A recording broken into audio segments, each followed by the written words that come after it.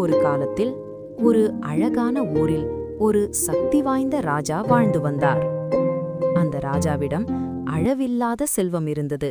தங்கம், நகை, வைரம், எண்ணி பார்க்க முடியாத பணம். ஆனால் ஒரு நாள் ராஜாவுக்கு ஒரு விசித்திரமான நோய் வந்தது. அவர் கண்களில் வலி, பார்வை மங்க ஆரம்பித்தது.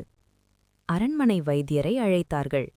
வைத்தியர் பரிசோதித்து சொன்னார், மன்னா, நீங்கள் போகும் இடமெல்லாம் பச்சை நிறமாக இருக்க வேண்டும், இல்லையென்றால் உங்கள் 2 கண்களும் போய்விடும். இந்த வார்த்தைகள் கேட்டதும் ராஜாவுக்கு பயம் பிடித்தது. அந்த நாளிலிருந்து ராஜா போகும் இடமெல்லாம் ரோடு பச்சை, வீடு பச்சை, வண்டி பச்சை, குதிரை கூட பச்சை. இதற்காக நிறைய பணம் செலவானது. நாட்கள் சென்றன. பொக்கிஷம் காலியாக ஆரம்பித்தது. ஒருநாள் ராஜா மனதில் நினைத்தார், என்னடா இது, நான் ராஜாவா இல்ல பச்சை நிறத்துக்கே வேலை பார்க்கிறேனா? ஒருநாள் ராஜா தன் ரதத்தில் பயணம் செய்து கொண்டிருந்தார். அப்போது சாலையோரத்தில் ஒரு ஏழை பிச்சைக்காரன் நின்றிருந்தான்.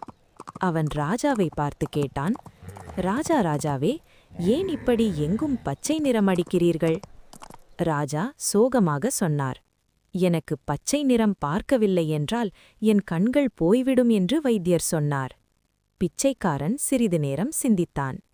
பிறகு மெதுவாக சொன்னான், ராஜாவே, நான் ஒரு விஷயம் சொல்கிறேன்.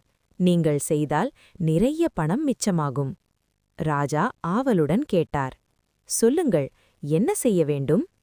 பிச்சைக்காரன் சிரித்துக்கொண்டு சொன்னான், நீங்கள் போகும் இடமெல்லாம் பச்சை நிறமடிப்பதற்கு பதிலாக ஒரு பச்சை கண்ணாடி அணிந்து கொள்ளலாமே. அப்படி செய்தால் நீங்கள் பார்க்கும் எல்லாமே பச்சையாகத்தான் தெரியும். இந்த வார்த்தைகள் கேட்டவுடன் ராஜாவின் முகம் மலர்ந்தது. என்ன அருமையான யோசனை என்று அவர் மகிழ்ச்சியுடன் சொன்னார். உடனே பச்சை கண்ணாடி செய்து அதை அணிந்தார். உலகமே பச்சையாக தெரிந்தது. ராஜாவுக்கு அளவில்லாத சந்தோஷம்.